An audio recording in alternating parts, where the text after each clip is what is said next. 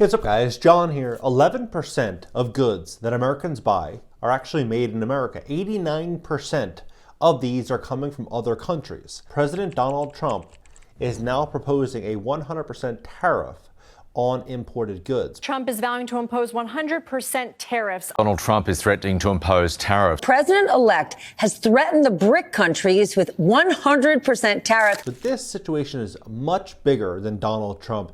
This is not something that he is doing. Even Joe Biden, this is bigger than all the presidents in the last many years. This has been going on for decades. But what's about to unfold over the next couple years is going to be absolutely astounding. Consumer prices have increased over 20% since February 2020. Most Americans under the age of 45 or 50 have never experienced inflation. If you are an investor, or maybe you're someone that has ambitious goals, pay very close attention to the chain of events that are already locked in. We're walking into a very inflationary world. The move could drive up prices for American consumers and disrupt domestic industries. Canada makes a lot of automobiles. You add a 25% tariff onto that, you're looking at an extra $10,000. One in which having a great business or a great stream of income is going to pay dividends. I believe you're going to be able to buy a lot of great deals for pennies on the dollar. Please hit the like button. When you do, YouTube will share the content, educate more people about what's going on in the U.S. economy. And if you'd like to fix your credit to position yourself, what I believe is going to be the greatest wealth transfer in American history, we'd love to help you at my company, GreatCreditFast.com. That's GreatCreditFast.com. If you have late payments, medical bills, charge-offs, foreclosures, bankruptcies, repossessions, or any negative or derogatory items in your credit report, go to GreatCreditFast.com. Click the link in the description just below this video. Schedule a free call for tomorrow. Take a look at this. So, Trump's proposing a 100% tariff. Now, mind you, President Biden, former President Biden, was issuing sanction after sanction on a variety of different countries, issuing major penalties and tariffs. He was doing a lot of different things.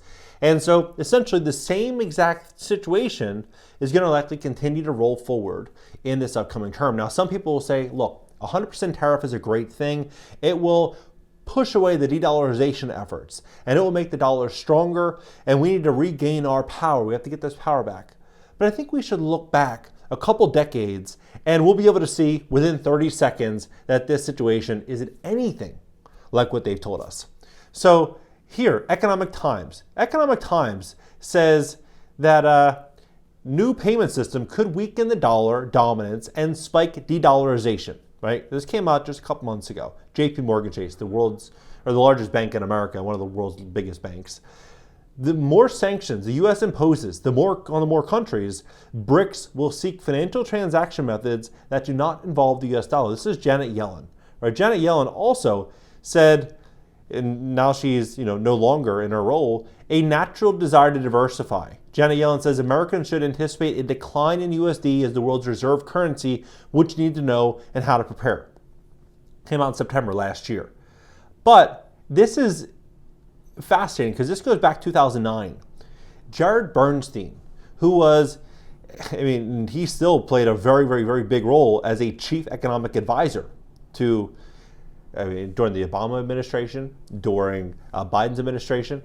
And what he said in the New York Times, dethrone King Dollar, is why America having the reserve currency is bad for America, and that we need to push that responsibility away from America to other countries. He went out and said, strong or not, the dollar reserve status hurts America. October 7th, 2014, 10 years ago, right? Jared Bernstein has served as a chief economic advisor to Vice President Joe Biden since January of 2009. He is an expert in the areas of federal, state, and international economic policy, specifically the middle class squeeze, income inequality and mobility, trends in employment and earnings, low-wage labor markets, poverty, and international comparisons. Bernstein has been an economist in the Economic Policy Institute since 1992 as a renowned author of several books, right? So you see this, and then here, Biden's chief economist processes the election with confusion and guilt. Jared Bernstein, the chair of the White House Council of Economic Advisors, was the leading architect in Bidenomics. So you start to kind of follow this story here in Columbia University. Bernstein served as the chief economic advisor to Vice President Biden in 2009-2011 under the Obama administration. So, what is going to happen next is the real shocker that we all need to kind of get ready for. We've seen the inflation the last couple of years. I personally think the inflation that we've seen is nothing compared to the inflation that's going to be coming in front of us. Here, BRICS nations now account for 45% of the world's population. 45%. Every quarter, it's getting bigger and bigger and bigger. World Economic Forum made a prediction saying, according to 2018 World Economic Forum report, the US dollar preeminence as the world's reserve currency is expected to change in the coming years. The report predicts that the global financial and monetary system will evolve to include multiple reserve currencies and financial powers similar to the shift in the British pound to the US dollar. Now, I'm not sharing this to get anyone spooked or scared or fearmonger or anything like that. What I am simply saying is owning hard real assets in an inflationary world is going to benefit you. But you want to own assets that are going to be either completely paid off or you have fixed rate debt. Because if we start to see a situation where countries do de-dollarize, our interest rates and the cost to borrow capital here is going to get more expensive. And so if you have floating rate debt, you have bridge debt, you have a commercial real estate loan coming due in 2 or 3 years, we could walk into a scenario where borrowing costs go up. Could be a problem. I mean, right on their own website, you have major leaders like Larry Fink, CEO Mark Benioff of Salesforce, you have President of World Bank. Like, these aren't here. You have Managing Director, International Monetary Fund. These are major players that are saying that this is what's going to be happening. I believe them. Now, I don't know if it's going to happen inside that timeline of 4.5 years, 5 years from now, but I believe that this will likely be happening in the coming decade or so. I was having a conversation with ChatGPT about how this scenario would likely unfold. What would this look like? What would be the chain of events that we'd likely walk into? And what could we all do to kind of navigate? And one of the main interesting aspects of this was being debt-free, being consumer debt-free and being hard assets and having a plan to where you can navigate troubling times. And that was kind of the entry level of what they said. They said if you can get a net worth of north of $10 million, you're going to have immense options. But they're also saying, in ChatGPT was saying it's going to be a 10-year time frame, not a 5-year time frame like what they're saying. So, nowadays money has basically no value. They just print it out of thin air. So, $10 million, $15 million, $20 million, it's all a mental game that you overcome. With TikTok and with Instagram and with YouTube, with how people consume information, where they buy things, where they make their buying decisions, anyone can put out content. Anyone can go out there and start a business for almost nothing. Anyone can go out there and achieve anything they want to do if they believe that they can do it, and they build out a circle of either friends or a strong sphere of influence of like-minded people around them, and you guys lift each other up and buy some opportunities, because there's going to be a lot of opportunities coming. I see stuff like this too. It says Medicare, Social Security face $175 trillion shortfall.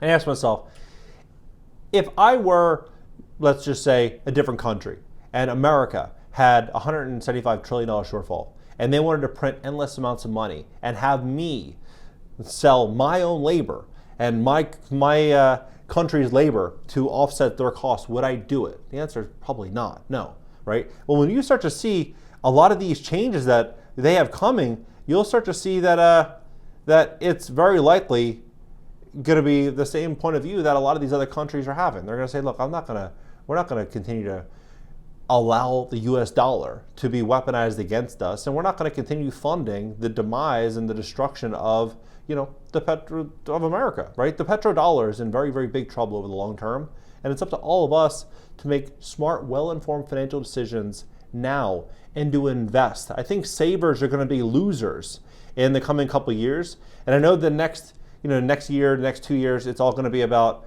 the political conversation of either blaming this president or that president. I think none of it doesn't matter. I mean, this is like a multi-decade plan that's about to unfold. It's way bigger than one person. So if you have a really ambitious plan and you're out there investing and you are setting yourself up, whether this does unfold or it doesn't, you'll be in a way better situation for having done something, right? Going out there and really taking advantage of it. Look at home values over the last 10 or 15 or 20 years. Look at the cost of, even just grocery prices in general went up 25% in the last 5 years. What would happen if this situation continues just to go at the same rate it is over the next year or two.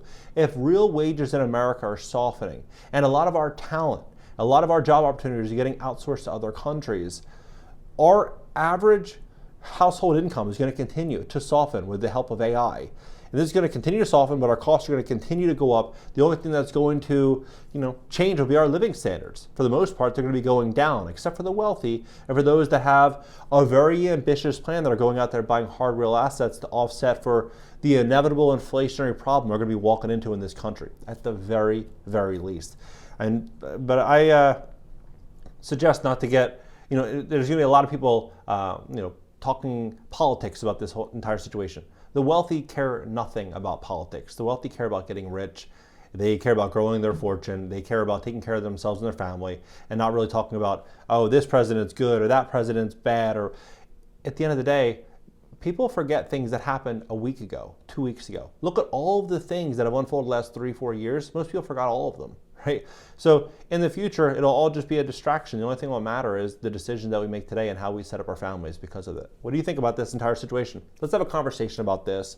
And if you'd like to fix your credit to position yourself for funding, maybe to invest in distressed real estate, to get a business loan, maybe expand your business, to buy a work truck, whatever your goals may be, if you have any type of plan of passing a credit check to get a loan, we'd love to help fix your credit. If you have late payments, medical bills, charge-offs, foreclosures, bankruptcies, repossessions, or any derogatory or negative items on your credit report, go to greatcreditfast.com, click the link in the description just below this video, schedule a free call, catch you next video.